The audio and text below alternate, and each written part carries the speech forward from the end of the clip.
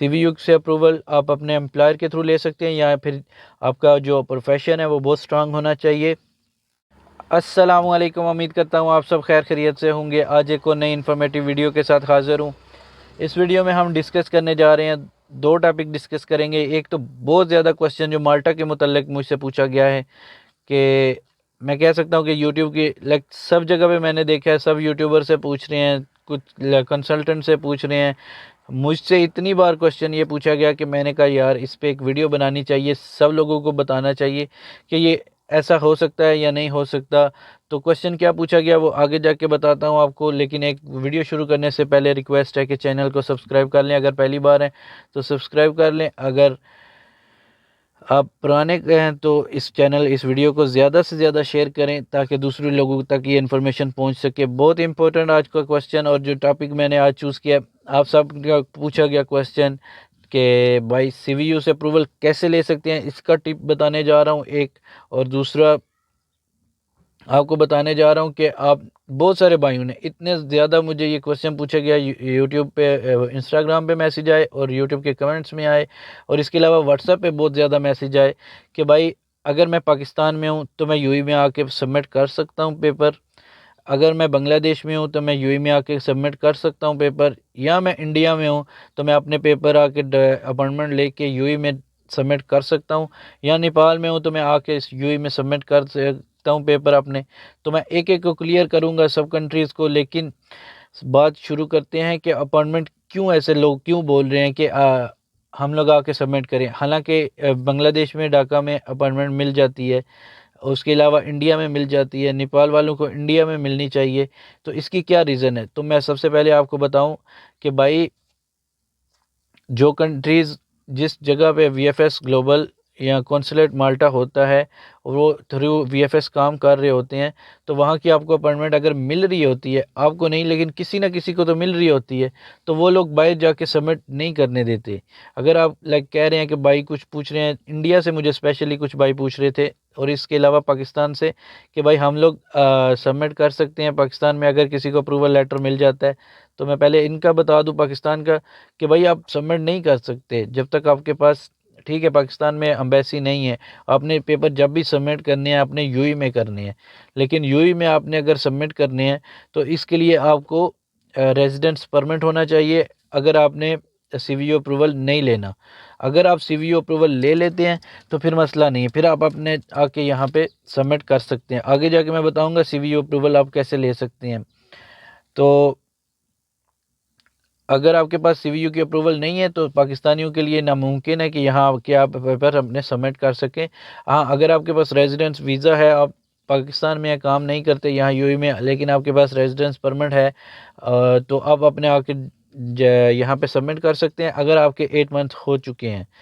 तो अब बात कर लेते हैं बांग्लादेश के भाइयों की। बहुत सारे बांग्लादेश भाई पूछ रहे हैं कि वहाँ पे अपॉइंटमेंट नहीं मिल रही, जिसकी वजह से हम यूएई में आके सबमिट कर सकते हैं पेपर। सेम आपके लिए भी है भाई कि आप बिल्कुल नहीं कर सकते यहाँ पे अगर आपके पास रेजिडेंस परमिट नहीं है। रेजिडेंस परमिट भी आपके पास होना चाहिए, और वो भी 8 मंथ का वैलिड होना चाहिए। 8 मंथ से कम अगर होगा तो आपके पेपर सबमिट नहीं होंगे अम्बेसी में, लाइक वीएफएस वाले एक्सेप्ट ही नहीं करेंगे और वो ट्रांसफ़र नहीं करेंगे आपके पेपर माल्टा एम्बेसी में। ये बात याद रखें। बांग्लादेश क्लियर हो गया, पाकिस्तान भी क्लियर हो गया। पाकिस्तानियों के लिए सीवीयू की अप्रूवल लाजमी है। इसके अलावा अगर आपका पास परमिट है और आप पाकिस्तान में हैं, आ जाएं, आके अपने सबमिट कर लें। 8 मंथ कंप्लीट होने चाहिए रेजिडेंस परमिट को। लेकिन इसके अलावा अगर आपके पास सीवीयू की अप्रूवल नहीं है तो आप सबमिट नहीं कर सकते। क्लियर हो गया, बांग्लादेश का भी क्लियर हो गया। अब बात कर लेते हैं नेपाल की, फिर मैं बात करता हूँ इंडिया की, क्योंकि इंडिया की थोड़ी सी डिटेल के साथ बात करूँगा।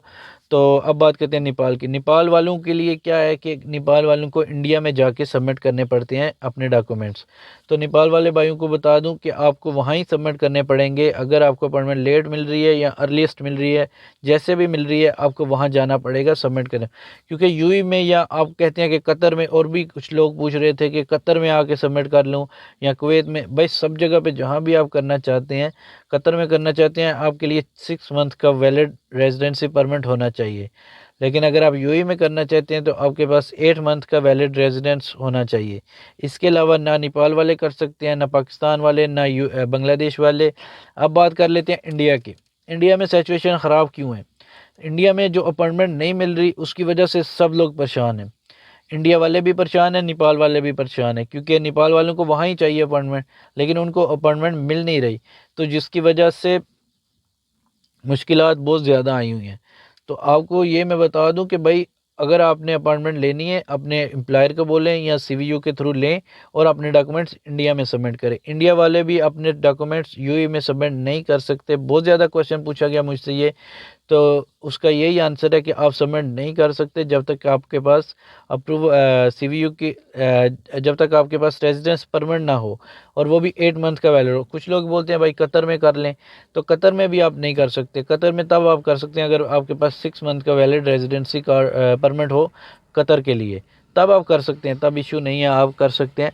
लेकिन इससे पहले आप अपना डॉक्यूमेंट सबमिट नहीं कर सकते। वीएफएस कतर हो या कुवैत हो या यूएई हो या किसी भी जगह पे हो, या लाइक इंडिया में क्योंकि कौंसलेट खुद हैं वहाँ माल्टा के कि सब जगह पे हैं, तो आपको वहीं लाजमी तौर पे करने पड़ते हैं सबमिट। अगर आप कहें कि मैं बाहर जाके कर लूँ तो नहीं कर सकते। अब बात कर लेते हैं सीवीयू की अप्रूवल कैसे मिलेगी पाकिस्तानियों को। तो पाकिस्तानियों के लिए ये टिप्स मैं देने जा रहा हूँ कि आप देखें, आपने अगर अप्लाई किया है, आपको अप्रूवल लेटर भी मिल गया है, तो आप अपने एम्प्लॉयर को बोल के सीवीयू का अप्रूवल लेटर ले सकते हैं अगर मिल जाए। बहुत कम चांस होते हैं मिलते हैं, लेकिन मैं आज बताने क्या जा रहा हूँ कि किन वीज़े जो किन प्रोफेशन को जल्दी वो इशू करते हैं सीवीयू। आपके पास आईटी का स्किल है, आप हेल्थ केयर वर्कर हैं, या आपके पास अकाउंटेंसी के रिलेटेड कुछ प्रोफेशन है आपका, तो इन लोगों को इन अगर मैकेनिकल आप लाइक इंजीनियर टाइप हैं या कुछ लाइक आईटी के मतलब जो स्पेशली हैं, आईटी के सेक्टर्स हैं जो इनके मतलब है, आपके पास कंप्यूटर के कुछ स्किल हैं, तो इन लोगों को ज़्यादा से ज़्यादा वो इशू करते हैं सीवीयू। अगर आपके पास नॉर्मल आप जा रहे हैं, लाइक फॉर एग्जांपल आप हेल्पर जा रहे हैं, पैकिंग में जा रहे हैं, या फिर आप जा रहे हैं एज ए क्लीनर जा रहे हैं, एज ए ड्राइवर जा रहे हैं, तो इन लोगों को बहुत रियर इशू करते हैं आजकल। आजकल पहले कर रहे थे, आजकल सीवीयू की अप्रूवल। पहले तो ये चक्कर ही नहीं था ना कि सीवीयू का अप्रूवल चाहिए। 2021 तक ऐसा कुछ चक्कर नहीं था। 22 के भी स्टार्टिंग में काफ़ी देर तक कोई ऐसा चक्कर नहीं था। सिर्फ आप विजिट वीज़ा लेके यूएई में आ जाते थे और यहाँ के आप अपने डॉक्यूमेंट सबमिट कर लेते थे। लेकिन अभी सीवीयू का अप्रूवल लाजमी है। तो आपको सीवीयू का यही तरीका है, या फिर आपका प्रोफेशन बहुत अच्छा होना चाहिए, वेल एंड गुड, तब आपको जाके सीवीयू का अप्रूवल जल्दी मिल जाता है। लेकिन अगर आपके पास ये चीज़ें नहीं हैं तो आपको सीवीयू का अप्रूवल के लिए वेट करना पड़ेगा। जब तक आपके पास नहीं आ जाता आप अपने डॉक्यूमेंट सबमिट नहीं कर सकते। तो समझ में आ गया कि भाई जो क्वेश्चन पूछ रहे थे इंडिया से, पाकिस्तान से, बांग्लादेश से, कि नेपाल वाले के भाई हम सबमिट कर सकते हैं यूएई में, कतर में, तो आप नहीं कर सकते, ये कन्फर्म है। तो मिलते हैं एक नई वीडियो के साथ, नए टॉपिक के साथ। तब तक के लिए अल्लाह हाफिज़।